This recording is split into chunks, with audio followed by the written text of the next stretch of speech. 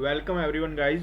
So I hope आप सभी ने एमकेट दे दिया होगा, और जिन्होंने नहीं दिया उनके लिए भी ये वीडियो बहुत इंपॉर्टेंट है, बिकॉज इसमें मैं कुछ क्वेश्चंस डिस्कस करने वाला हूँ जो बच्चों को एग्ज़ाम टाइम में काफ़ी डिफ़िकल्टी आई सॉल्व करने में। और मैं अपनी अप्रोच शेयर करूँगा कि मैंने कैसे अटैम्प्ट किया पेपर, और स्पेसिफिकली उन क्वेश्चंस को मैंने कैसे डील किया। ठीक है, जिन्होंने अभी एम कैट नहीं दिया है, ये वाला एम कैट है 2317, वो हर क्वेश्चन को पहले पोज करेंगे, उसको सोल्व करेंगे। सोल्व तो तुम सब कर लोगे, आई नो, बट उसको सोल्व विद टाइमर करना है आपको। ठीक है, तो आपको पता लगेगा कि आपने कितना टाइम लिया है क्वेश्चन को। फिर आपने देखना है कि जो मैं अप्रोच बता रहा हूँ उससे कितने टाइम में हो रहा है। ठीक है, और जिन्होंने ऑलरेडी दे दिया है उनको देखना है टैब में जाके कि उन्होंने कितना टाइम लिया वर्सेस ये अप्रोच से वो कितना टाइम लेंगे। देखो, टाइम दूसरे क्वेश्चन को तभी दे पाओगे जब यहाँ से टाइम बचाओगे। तो मैं अभी यही डिस्कस करूँगा कि कौन कौन से क्वेश्चन, मतलब 5-6 क्वेश्चन हैं, उनमें से कैसे टाइम बचा सकते थे या कैसे थोड़ा अच्छा और सोच सकते थे। ऐसे होता है ना कि जब आप 5-6 क्वेश्चंस कर लो विद कॉन्फिडेंस, तो आपका वैसे ही कॉन्फिडेंस हाई हो जाता है, बिकॉज जो आपका टाइम होता है ना, फिर टाइम वो काफ़ी बच जाता है दूसरे क्वेश्चंस के लिए।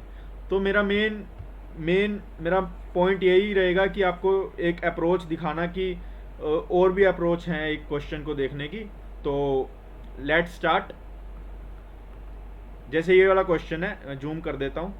ठीक है, तो इस क्वेश्चन में देखो यार, हमने पहले तो आंसर चॉइसेस देखने हैं। एक में 3, 7, 11, 9। ठीक है, 7, 9 this this this this this.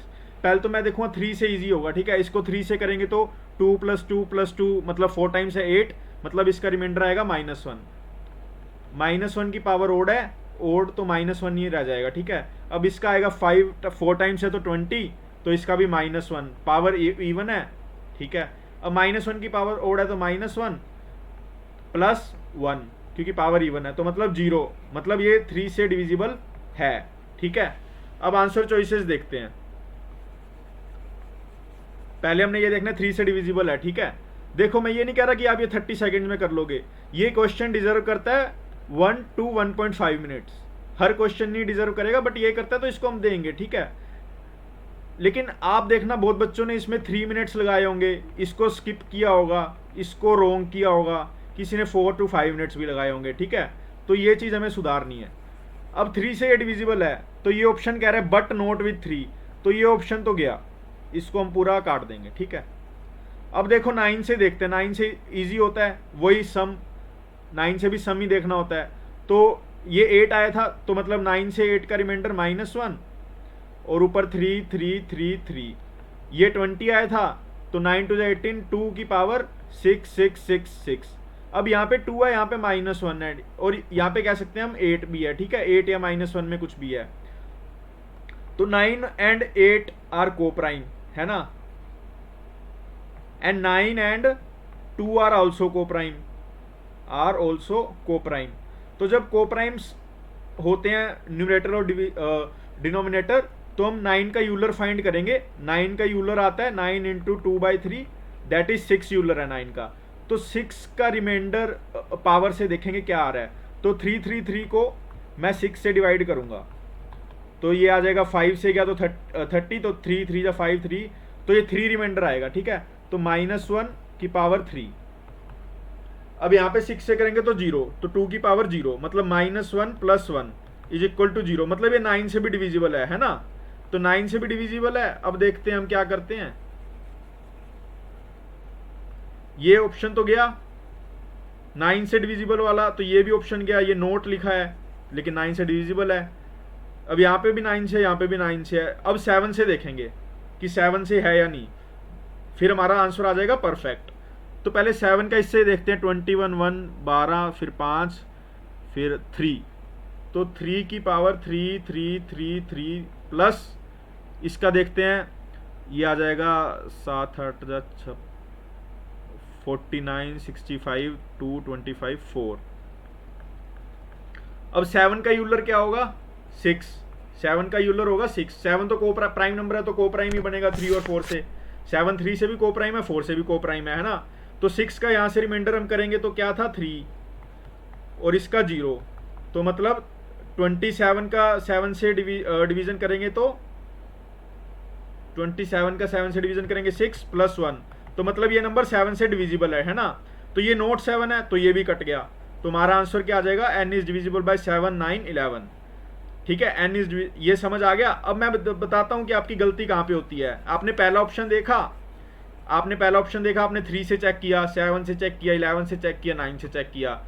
जब 9 तक पहुंचोगे तब आपको पता लगेगा यार 3 7 11 से ही है। ठीक है, फिर आप सोचोगे यार 9 से, फिर आपका ये आंसर हो जाए। बट बाय चांस कुछ ऑप्शन चॉइसेस ऐसी हो कि अलग अलग नंबर से डिविजिबल फाइंड करना हो, तो ये सूटेबल नहीं रहता। इसलिए इजी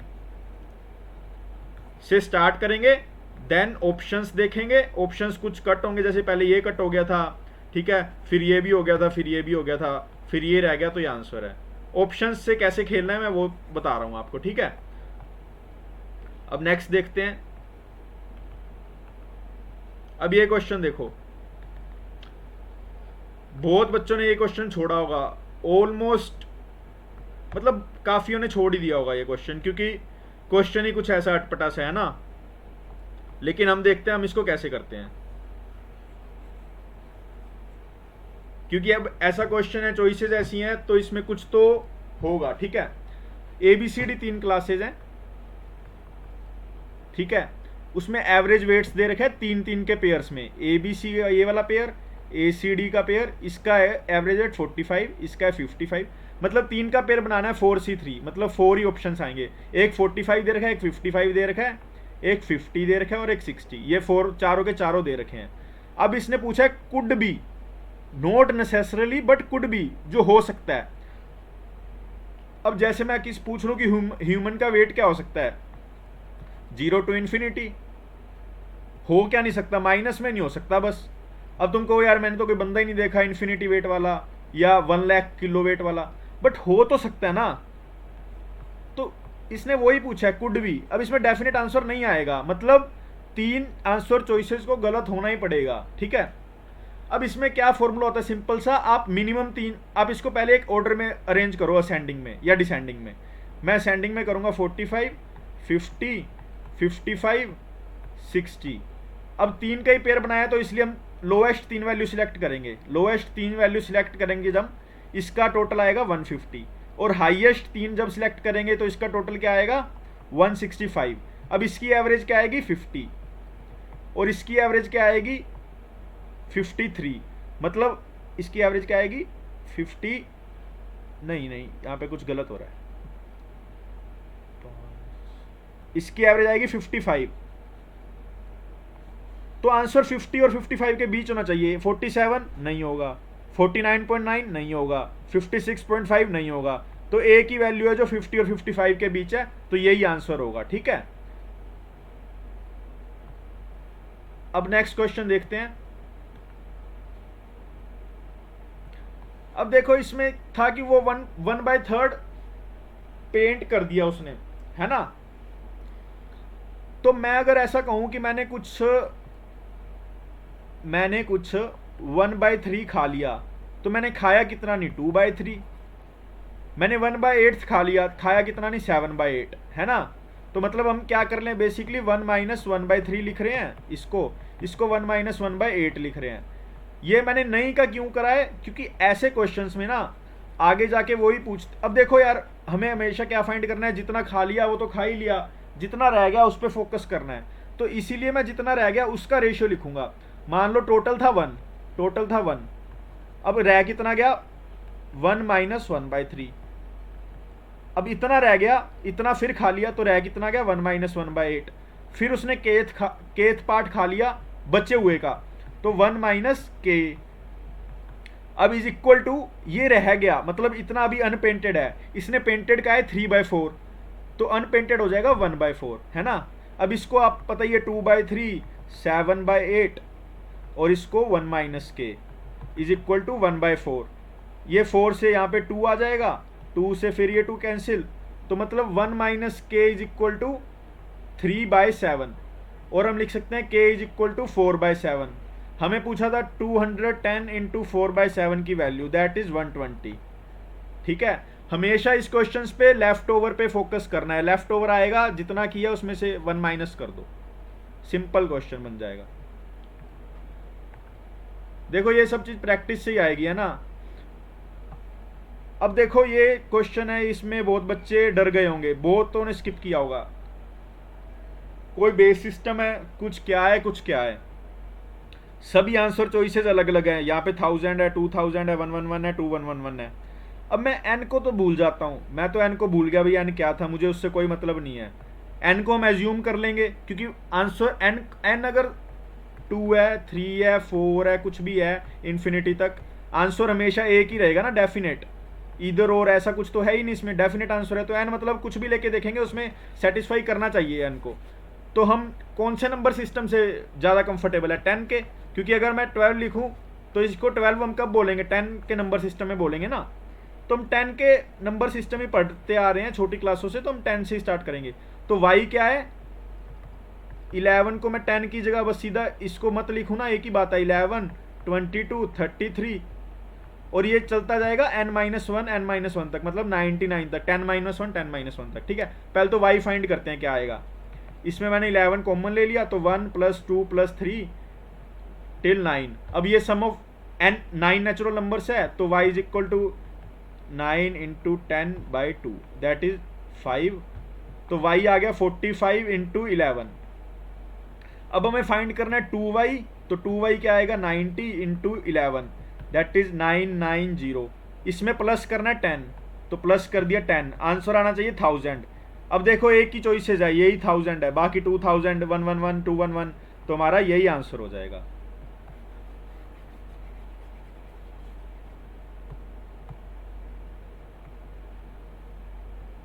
नेक्स्ट क्वेश्चन देखते हैं गाइस। हाँ, अब ये क्वेश्चन देखो, इसमें ये भी बहुत बच्चों ने छोड़ा होगा। इसमें क्या लिखा है, आप पहले ये देख लो। 5x² + 8x + 14 = 3x + 17। फाइंड करना है f-2।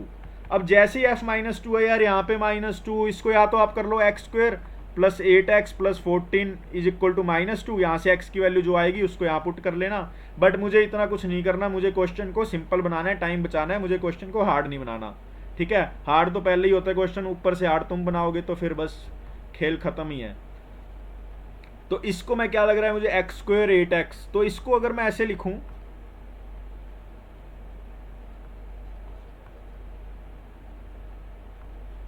ये x² देगा, ये 8x देगा माइनस का, और साथ में क्या देगा, या प्लस का लिख लेता हूं, क्योंकि प्लस का 16 दे देगा, तो 14 चाहिए, तो ये -2, इसको ऐसे लिख सकता हूं ना मैं, = 3x + 17।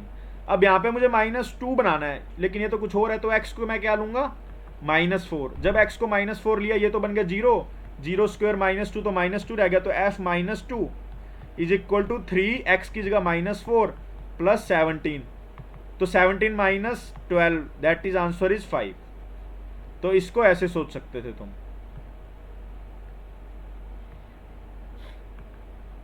अब देखो, ये क्वेश्चंस को करने के 1000 तरीके हो सकते हैं ना, कोई भी तरीका हो सकता है, लेकिन एक चीज मैं आपको कहूंगा, एक छोटी सी चीज याद रख लो, डिफरेंशिएशन। बहुत सारे टीचर बोलेंगे इसकी जरूरत नहीं है, इसकी जरूरत नहीं है, जरूरत तो हमें किसी चीज की भी नहीं है, ठीक है, लेकिन कुछ चीजें ऐसी होती है जो तुम्हारी लाइफ इजी बना देती है ना।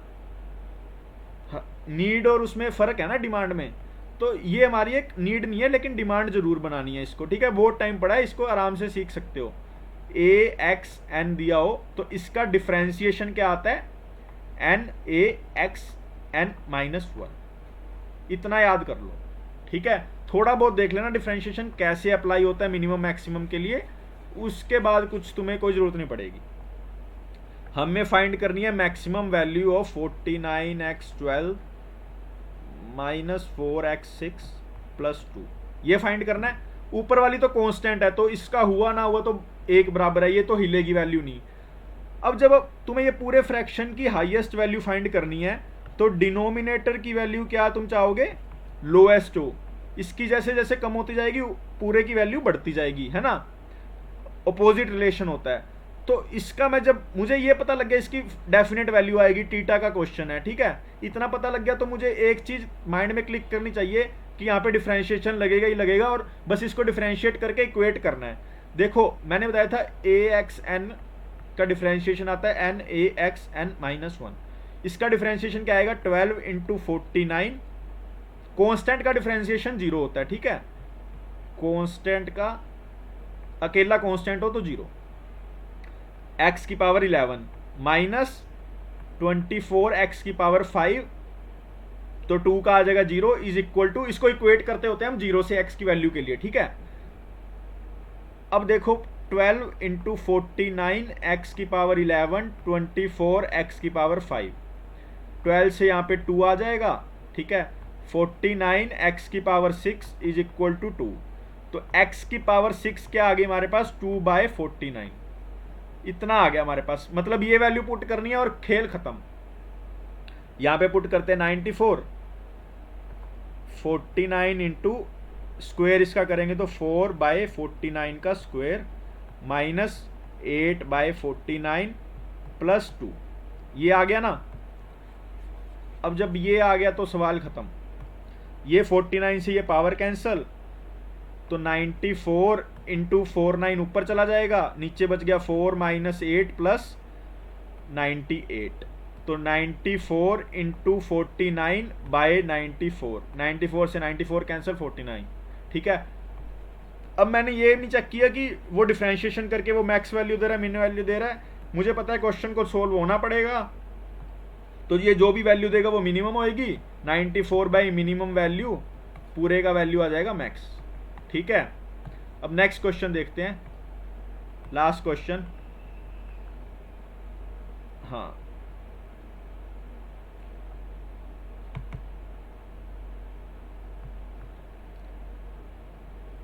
देखो दो इक्वेशंस दे रखी हैं,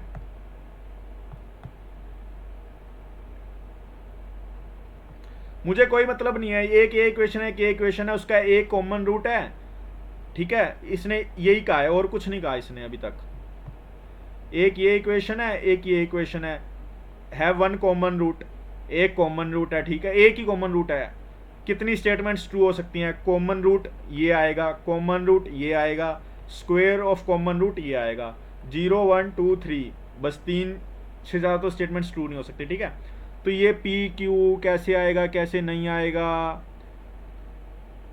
ये थोड़ा डिफिकल्ट हो जाता है, लेकिन इसको भी इजी बना देंगे हम।